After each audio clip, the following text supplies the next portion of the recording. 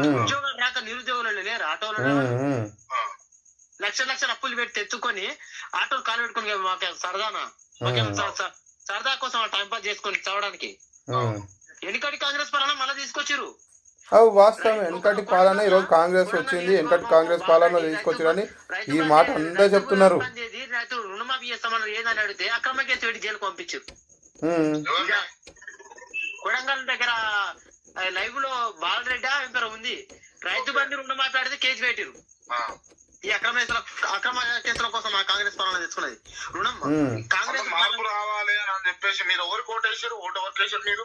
నేను మాత్రం వేయలేదు సార్. నేను కేసీఆర్ జిల్లా ఉపాధ్యక్షుడు, పార్టీ చెప్పింది కాంగ్రెస్ కేయాలని, కానీ నేను మాత్రం కాంగ్రెస్ కేయలేదు. ఇటువంటి కాంగ్రెస్ పార్టీ సంబంధించిన వ్యక్తి అంటే కాంగ్రెస్ పార్టీ కేయలే అంటారు. వేయలేదు. నేను సిపిఎం పార్టీలో దాదాపు 3 సంవత్సరాల నుంచి తిరుగుతున్నా. నేను ఇప్పుడు కేపీఆర్ జిల్లా ఉపాధ్యక్షుడు కొనసాగుతున్నా, రవాణా రంగంలో కొనసాగుతా.